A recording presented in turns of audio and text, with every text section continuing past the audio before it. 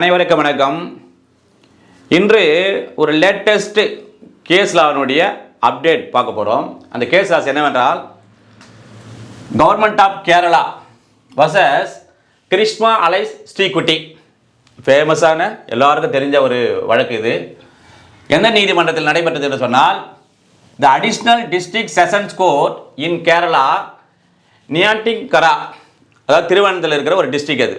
அந்த நீதிமன்றம் என்ன அவார்டு அந்த நீதிமன்றத்தால் தண்டனை கொடுக்கப்படுது என்றால், award death sentence to Greeshma. வயசு என்னன்னா 24 years old. இது வந்து ரேரஸ்ட் ஆஃப் த ரேர் கேஸில் வருவதால் ஒரு தூக்கு தண்டனை வழங்கப்பட்டது. இது முதல்ல. அப்புறம் what is the fact of the case? இந்த கொலை செய்வதற்கு இந்த கிருஷ்மா இருக்காங்கல்ல, இந்த கிருஷ்மா அலைஸ் ஸ்ரீகுட்டி அவருடைய சொந்த காதலனை சரண்ராஜ் என்பவனை கொலை செய்வதற்கான என்ன இன்டென்ஷன், அதாவது என்ன மோட்டிவ், ஏன் அவ்வாறு தன்னுடைய காதலனையே விஷமைத்து கொன்றார் அப்படின்னு பார்க்கணும்ல. அப்போ what is the fact of the case? என்ன நடந்தது என்றால், இங்கே பாருங்க, Greeshma poison her boyfriend, யாரு? Sharon Raj, with an ayurvedic tonic laced with paraquat a herbicide. என்னைக்கு? 14/10/2022. அப்புறம் Sharon Raj died 11 days later from multiple organ failure. என்னைக்கு? 25/10/2022. Krishna had plotted the murder as Saranraj refused to end their relationship after Krishna marriage was arranged with an army man from Tamil Nadu. அவருடைய பேர் என்ன? Satish. Okay, இது fact of the case. இது அப்படியே நம்ம எப்பவுமே வழக்கமான ஒரு ஸ்டோரியாக பார்த்தோம்னா நமக்கு ஈஸியாக புரியும். என்னவென்றால், இப்போ இந்த கிருஷ்மா இருக்காங்கல்ல, அலைஸ் ஸ்ரீகுட்டி, இவரும் இந்த சரண்ராஜும் 2 பேரும் காதலர்கள். காதலிக்கிறாங்க, ஊரெல்லாம் சுற்றுறாங்க. பிறகு என்ன பண்ணுறாங்க? ரகசியமாக ஒரு கோயிலில் போய் தாலியும் கட்டிக்கிறாங்க. அதனால என்ன பண்ணாங்க? கணவன் மனைவியாக அந்த பாய்சன் கொடுக்கறதுக்கு முன்னாடியே 3 முறை அவர்கள் அந்த செக்ஷுவல் இன்டர்கோர்ஸை வைத்துக் கொள்கிறார்கள். இவ்வாறு இருக்கின்ற போது என்ன பண்ணுறான்னா, இந்த 14/10/2002 என்ன பண்ணுறா, இந்த கிருஷ்மா வந்து இவனுக்கு ஃபோன் பண்ணுறான். நீங்கள் வாங்க, இன்றைக்கி வந்து நம்ம இந்த செக்ஸுவல் வச்சுக்கலாம், எங்கள் வீட்டுக்கு வாங்க அப்படின்னு கூப்பிட்றான். இவன் என்ன பண்ணுறான்? சரண்ராஜும், நம்ம ஏற்கனவே அது மாதிரி தான் செக்ஷுவல் இன்டர்கோர்ஸ் பண்ணியிருக்கிறோமே, நம்ம காதலி தானே கூப்பிட்றா அப்படின்னு என்ன பண்ணுறா, இவன் நேராக நம்பி வீட்டுக்கு போகிறான். அவன் வீட்டுக்கு போகணுன்னு இவன் என்ன பண்ணுறான்னா, அந்த ஆயுர்வேதிக்கு டானிக்குன்னு ஒன்று கொடுக்குறாருல்ல, அதில் அந்த பாய்சனை கலந்து, ஏதாவது சொன்னால் அந்த ஆயுர்வேதிக் ஹெர்பிசைட்னா நம்ம வில்லேஜ்லாம் சொல்லுவோம், புல் மருத்துவம்னு சொல்லுவோம், களைக்கொல்லின்னுவோம். பயிரெல்லாம் இருக்கும், ஆனால் அந்த புல்லுலாம் என்ன பண்ணும்? அழிஞ்சிடும். அது ஸ்லோ பாய்சன் மாதிரி போகும். இது எப்படி இவ கண்டுபிடிக்கிறான்னு சொன்னால், இவ பார்க்குறான். இவ போய் என்ன பண்ணுறான்னா, இந்த மாதிரி இருக்கின்ற போது இவருக்கு வந்து தமிழ்நாட்டில் இருக்கிற ஒரு ஆர்மி மேனுக்கு சஜிஷ் இருக்கால, அவங்க கூட ஒரு அலைன்ஸ் அதாவது பேசி ஒரு என்கேஜ்மெண்ட்டு நடக்குது, நிச்சயதார்த்தம் நடக்குது.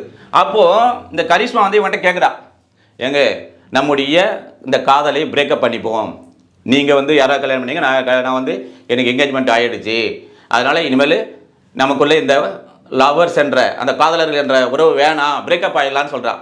அப்போ இவன் சொல்கிறான், சரண்ராஜ், நீ அப்படிலாம் என்னை விட்டு போக முடியாதுமா, நம்ம ஏற்கனவே இது முறை 3 முறை நம்ம வந்து செக்ஷுவல் வச்சுருக்கிறோம், மற்ற ஃபோட்டோலாம் இருக்குது, ஆடியோ வீடியோலாம் என்கிட்ட இருக்குது, நீ உடனே சஜிஷை கல்யாணம் பண்ணிக்கினேன்னா அவங்ககிட்ட இதை காட்டிடுவேன், அப்படின்னா அவன் வாழ்க்கை அவன் தெரிஞ்சிடுவான், உடனே என் கூட தான் நீ வாழ்ந்தாகணும் அப்படின்னு என்ன பண்ணுறான்.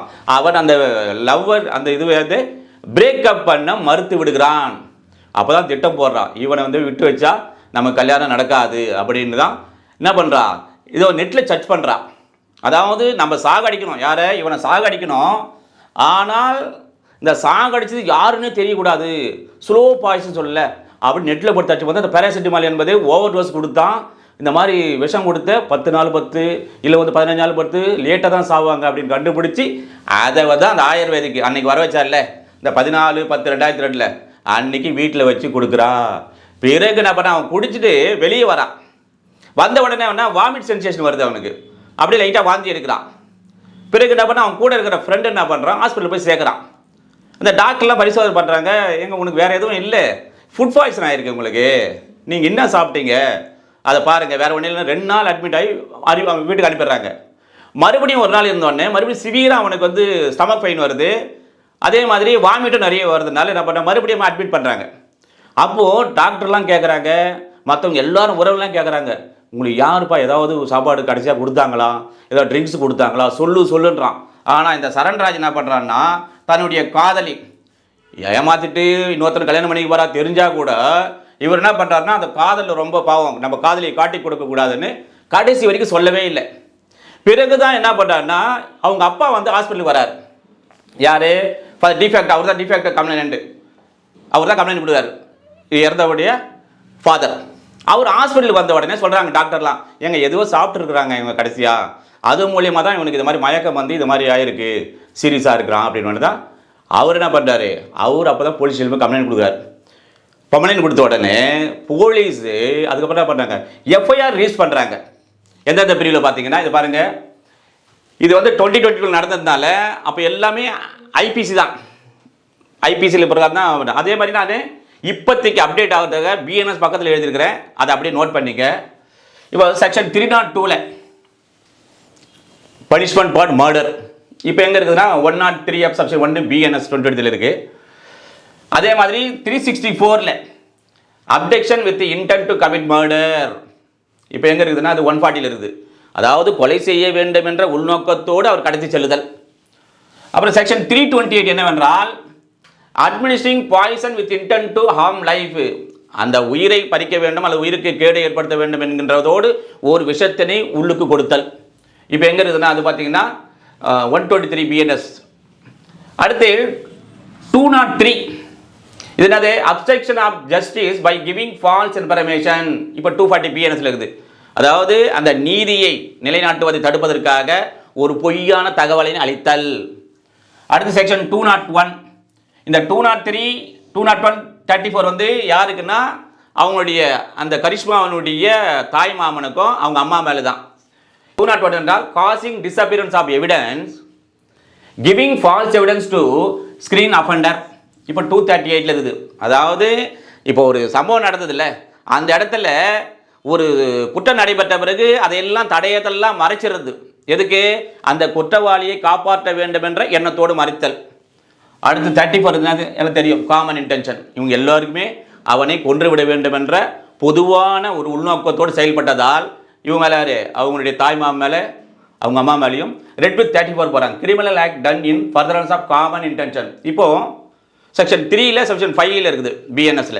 சரி, இந்த மாதிரி எஃப்ஐஆர் போட்டு என்ன பண்ணுறாங்க, போலீஸ் விசாரிக்குது. அப்புறம் தான் அப்போ போலீஸ் விசாரிக்கின்ற போது தான் ஒவ்வொன்றாக தெரிய வருகிறது என்னன்னு. பிறகு தான் கடைசியாக என்ன பண்ணாங்க, இந்த டிடி எடுக்கிறாங்க. இந்த ஹாஸ்பிட்டலில் dying declaration taken by judicial magistrate இந்த ஹாஸ்பிட்டல் எடுக்கிறாங்க. எடுக்கும்போது தான் சொல்கிறான், நான் கடைசியாக வந்து ஆயுர்வேதிக் டானிக் சாப்பிட்டேன் அப்படின்னு சொன்ன ஒரே வார்த்தை வச்சுன்னு போலீஸ் என்ன பண்ண அங்கேருந்து கேட்சப் பண்ணுறாங்க. கடைசியாக பண்ணார், இந்த கரிஷ்மா ஸ்ரீகுட்டின் வீட்டுக்கு போகிறாங்க. முதல்ல சொல்கிறா இல்லைங்கள்ன்றான். அப்புறம் கடைசியில் வேறு வழியில் போலீஸ் யார், கேரளா போலீஸ் என்ன பண்ணுறாங்க, அது துரிதமாக செயல்பட்டு அப்ரிசியேஷன் பண்ணியிருப்பாங்க இந்த ஜட்ஜ்மெண்ட்டில்.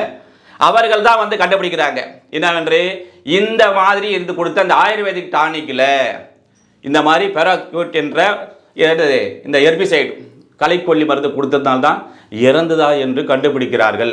பிறகு என்ன பண்ண, இவன் வந்து 11 நாள் எப்போ எத்தனை நாள் வச்சு கழிவு இறக்குறான்னு சொன்னான் இந்த சரண்ராஜ். 25-10 அதாவது ஏறக்குறைய 11 நாள் கழித்து தான் அவன் இறக்குறான். இப்போ இந்த அஃபென்ஸில் எஃப்ஐஆர் ரிலீஸ் பண்ணியாச்சு. பிறகு போலீஸ் இன்வெஸ்டிகேஷன் பண்ணுறாங்க. என்னென்ன போலீஸ் இன்வெஸ்டிகேஷன் பண்ணாங்க என்ன சொன்னால், இந்த பாருங்கள், முதல்ல டேட் ஆஃப் பர்த் 31/10/22 கைது செய்கிறார்கள். பிறகு சார்ஜ் ஷீட் ஃபைல்டு, குற்றப்பத்திரிகை எப்போது தாக்கல் செய்யப்படுகிறது என்று சொன்னால் 25/1/2023. சரி, இதெல்லாம் சார்ஜ் ஷீட்லாம் ஃபைல் பண்ணிட்டாங்க. இப்போ இந்த நீதிமன்றத்தில் வழக்கு விசாரணை எப்பொழுது ஆரம்பிக்கிறாது என்று சொன்னால் 18/3/2024. சரி, எப்போ முடிவுக்கு வந்தது கன்க்ளூட் பண்ணாங்க இந்த நீதிமன்றத்தில் என்று சொன்னால் 3/1/2025 கன்க்ளூட் பண்ணுகிறார்கள். பிறகு என்னன்னா, இதில் எத்தனை சாட்சிகள் சார் வந்து இப்போ உடனே வந்து தூக்கு தண்டனை கொடுக்குற அளவுக்கு எத்தனை சாட்சிகள் விசாரித்தார்கள் இந்த வழக்கில் என்று சொன்னால் 95. ஓவர் 95 விட்னஸஸ் வேர் எக்ஸாமின்டு. 95 சாட்சிகளை இந்த நீதிமன்றத்தில் விசாரணை செய்யப்படுகிறது. சரி, விசாரணை செய்கின்ற போது அவங்களுக்கு கிடைச்ச என்ன எவிடன்ஸ் வச்சு கொடுத்தாங்க?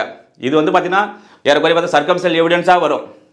ஏன்னா அந்த பாய்சன் அந்த ஆயுர்வேதிக்கில் வந்து அந்த மருந்துகள் கொடுத்தது கலைக்கொல்லியை, அதன் பிறகு ஹாஸ்பிட்டல் சேர்க்கறது, வாமிட் எடுத்தது, பிறகு அவங்க ஃப்ரெண்டு ஹாஸ்பிட்டல் சேர்க்கறது, பிறகு டிஸ்சார்ஜ் ஆகிறா, மறுபடியும் பார்த்தா எல்லாத்தையும் சர்க்கிளில் செயின் லிங்க் பார்த்தீங்கன்னா இன்டாக்டாக இருக்குது. அப்படின்னு பார்த்தீங்கன்னா இங்கே பாருங்கள், கீ பீஸ் ஆஃப் எவிடன்ஸ் எதுவென்றால் டையிங் டிக்ளரேஷன் முன்ன வந்து 32 இந்தியன் எவிடன்ஸ் ஆக்ட்லேருந்து இப்போ 26 சப்ஷன் 1 இருக்குது. அதே போல் இப்போது இதை வந்து முடிஞ்சிட்டு இப்போ நீதிமன்றத்தில் வந்து ஒரு கேஸ் நடக்கின்ற போது ஒரு இஷ்யூ வருது. இப்போ இவரில் எப்போ இஷ்யூ வருது, என்ன இஷ்யூ என்றால் இந்த பாருங்க, whether Greeshma committed an offence under section 302 IPC 1860. இப்போ இவள் செய்த செயலானது ஒரு கொலை செய்த குற்றத்திற்கான தண்டனை வழங்க முடியுமா? ஒன்று. இரண்டாவது, whether Greeshma abducted Sharon Raj with the intention to committed offence under section 364 ஆஃப் IPC 1860. அல்லது இந்த கிருஷ்மா என்பவள் இந்த சரண்ராஜை கொல்ல வேண்டும் என்ற உள்நோக்கத்தோடு கடத்தி அந்த வீட்டுக்கு வர வைத்து கொண்டிருக்கிறாளா? இந்த ரெண்டு கேள்வி தான் எழுது. இந்த ரெண்டுக்குமான கேள்வியை இந்த 95 சாட்சிகளை விசாரித்த பிறகு நீதிமன்றமானது எது ADG additional district session judge அங்கே கேரளாவில் இருக்கின்ற அந்த நீதிமன்றம் என்ன தீர்ப்பு வழங்கியது, யார் யாருக்கு என்ன தண்டனை, எவ்வளவு தண்டனை, என்ன அபராதம் என்பதை பற்றியெல்லாம் சொல்கிறார்கள். அது என்னவென்று சொன்னால் ஹெல்டு. இங்கே பாருங்க, the court awarded death sentence to Krishma for murdering Parasala, இந்த ஆயுர்வேதிக்கு சொல்ற Parasala native Saranraj by poisoning him to death with a poison laced Ayurvedic tonic 3 years ago. எப்போ தெரியுமா? 3 ஆண்டுகளுக்கு முன்பாக இந்த கிருஷ்மா என்பவள் தன்னுடைய காதலனுக்கு அந்த ஆயுர்வேதிக்கில் பாய்சன் கலந்து கொடுத்ததால் அவை கொன்றிருக்கிறாள். எனவே அவருக்கு இது ரேர் கேஸ் மரண தண்டனை, தூக்கு தண்டனை அளித்து தீர்ப்பு வழங்கினார்கள். சரி, அடுத்து Greeshma has also been imposed a fine of rupees 2 lakhs. அத்துடன் மட்டுமல்லாமல் அவளுக்கு என்ன பண்ண 2 லட்சம் ரூபாயை அபராதமாக கட்ட வேண்டும் என்று தீர்ப்பு வழங்கினார்கள். சரி, ஜட்ஜ் வந்து யாருன்னு சொன்னா AM Basheer also sentenced the 24-year-old to and imposed a fine of rupees 1 lakh under section 364 இருக்கும். இது வந்து அந்த 364க்கு 10 years ஆஃப் ரிகரஸ் இம்ப்ரிஸ்மெண்ட், அதாவது கடத்தி கொண்டுனா வீட்டுக்கு வர வச்சால, வீட்டுக்கு வர வச்சா பாயசம் கொடுத்து கொள்றான் அந்த 364 ஐபிசியில், அதுக்குன்னா ஒரு 10 ஆண்டுகள் கடுங்காவல் தண்டனையும் அதே போல அபராதம் 1 லட்சம் கட்ட வேண்டும் என்று தீர்ப்பு வழங்கினார். அடுத்து பாத்தீங்கன்னா 5 years and a fine of rupees 50,000 under section 328. இந்த 328ல அதுக்கு என்ன பண்ணாங்க, 5 ஆண்டுகள் மற்றும் 50,000 அபராதம் கட்ட வேண்டும் என்று தீர்ப்பு வழங்கினார்கள். அண்டு 2 years under section 203, 2 ஆண்டுகள் இந்த செக்ஷனுக்காக தீர்ப்பு வழங்கி கிருஷ்மாவுக்கு தண்டனை கொடுக்கிறார்கள். அடுத்து பார்த்தீங்கன்னா கிருஷ்மாஸ் அங்கிள், இவர் யாருன்னா தாய் மாமன், மேட்டர்னல் அங்கிள். அவர் யாருன்னா நிர்மல் குமாரன் நாயர். அவர் இவர் வந்து தேர்ட் அக்யூஸ்டு. இந்த case was sentenced to 3 years of imprisonment. அவர் என்ன பண்ணுறாங்க, 3 ஆண்டுகள் அவருக்கு தண்டனை வழங்கப்படுகிறது, சிறை தண்டனை. மேலும் அபராதம் எவ்வளோ விதிக்கப்படுது என்றால் 50,000 ரூபாய் அவருக்கு அபராதம் விதிக்கப்படுது. சரி சார், A2 யார் அப்படின்னா அவங்களுடைய மதர். மதர் வந்து என்ன பண்ண தண்டனை கொடுத்தாங்க என்றால் மதர் என்ன பண்ண, Greeshma's mother Sindhu Kumari was acquitted due to lack of evidence. அந்த கிருஷ்மாவனுடைய அம்மா வந்து சாட்சியம் எதுவுமே இல்லை, கிடைக்கல. அவங்க வந்து இந்த குற்றத்தில் ஈடுபட்டார் என்பதற்காக, அதனால் அவருடைய அம்மானவர் நீதிமன்றத்தால் விடுதலை செய்யப்படுகிறார். சரி, அடுத்து பாருங்கன்னா இந்த பாருங்க, the evidence before the court showed that Krishna had searched death by paracetamol overdose. இது அதை நான் சொன்னல ஏற்கனவே சொல்லிட்டேன். அது எப்படின்னா அவனை கொல்வதற்காக என்ன ஒரு நல்ல ஒரு டெக்னிக்கான வழி, ஸ்லோ பாய்சன் தெரியாமல் கொல்லுறதுக்காக சர்ச் பண்ண அந்த பேராசிட்டமால் ஓவர் டோஸ் அதிகமாக கொடுத்தா இவ்வாறு ஆகியோட கண்டுபிடிச்ச மாதிரி தான் அது. சரி, இப்போ கடைசியாக நீதிமன்றம் இவ்வளவு விரைவாக போலீஸ் வந்து எதுவுமே தடயமில்லாத போது இது கண்டுபிடித்தது இது எப்படி என்று சொன்னால் அதில் அப்ரிசியேட் பண்ணுறாங்க நீதிமன்றம். என்னென்றால் the police for the investigation that made good use of scientific and forensic evidence. நீதிமன்றம் கடைசியாக கன்க்ளூஷன் பண்ணுறாங்க, அது பேராசிட்டமால் கலந்து இந்த ஓமிசைடில் அது ஹெர்பிசைடு இந்த மாதிரி இருந்ததே அதை என்ன பண்ண ஃபோரன்சிக் அனுப்புகிறாங்க. ஆமாம், அங்கே குடிக்கப்பட்ட அந்த பானத்தில் இருந்தால் ஆயுர்வேதிக் பானம் சொன்னதில் கலக்கப்பட்டு இருக்கின்றது என்பதை கண்டுபிடிக்கிறார்கள். அது ஃபோரன்சிக் தடவியல் அறிவியல் மூலமாக கண்டுபிடிச்சு அப்போ உறுதி செய்கிறாங்க. அப்போ வந்து இந்த கரிஷ்மா கொடுத்த அந்த ஆயுர்வேதிக்கினுடைய டானிக்கில் தான் அது கலக்கப்பட்டு இருக்கிறதை கண்டுபிடித்ததன் காரணமாக நீதிமன்றமானது இது ரேரஸ்ட் ரேர் கேஸ். ஏன்னா இப்போ ஃப்ரெண்டுங்க இருக்காங்க, இல்லை கணவன் மணி, இதெல்லாம் யூஸ்வல் நடக்குது. ஆனால் ஒரு காதலிக்கின்ற காதலர்கள், ஒரு காதலி வந்து காதலனை அழைத்து வீட்டுக்கு அழைத்து தன்னுடைய செக்ஸில் வைத்துக் கொள்ளலாம் என்று சொல்லி அவனை நம்ப வைத்து வீட்டுக்கு வந்து அது விஷம் கொடுத்ததால் இது ரேரஸ்ட் கேஸ் வருகிறது என்று கூறி என்ன பண்ணாங்க, தூக்கு தண்டனை இந்த கரிஷ்மாவுக்கு வழங்கி தீர்ப்பு வழங்கினார்கள்.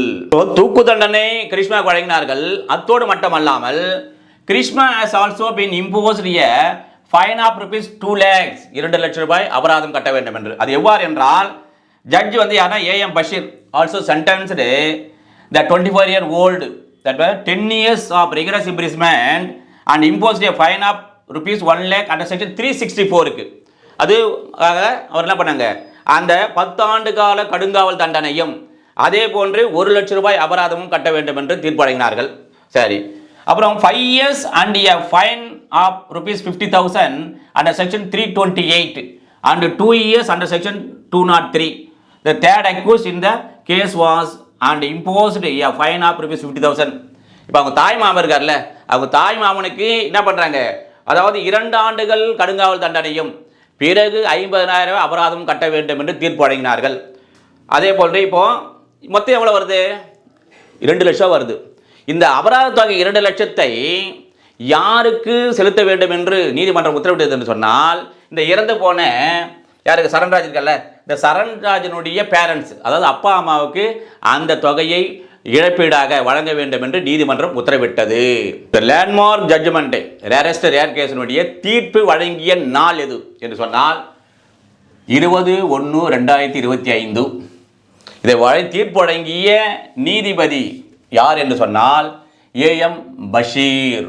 சரி, இன்னொரு கேள்வி, இந்த மாதிரி இந்த வழக்கை மரண தண்டனை கொடுத்திருக்கிறார்கள், தூக்கு தண்டனை கொடுத்திருக்கிறார்கள் என்றால் இந்த நீதிமன்றத்தில் எத்தனை வாய்தா இந்த வழக்கு விசாரணை நடைபெற்றது? சாட்சிகளை விசாரணை செய்தார்கள், இந்த 95 சாட்சிகளை விசாரித்தாங்கல்ல, எத்தனை வாய்தா போட்டு இந்த நீதிமன்றத்தில் விசாரிக்கப்பட்டது என்றால் 40 ஹியரிங்ஸ், 40 வாய்தா போட்டு அனைத்து சாட்சிகளும் விசாரணை செய்து இந்த தீர்ப்பை இந்த நீதிமன்றமானது வழங்கியது என்று கூறி அடுத்த ஒரு லீகல் அப்டேட்டில் சந்திப்போம். நன்றி, வணக்கம்.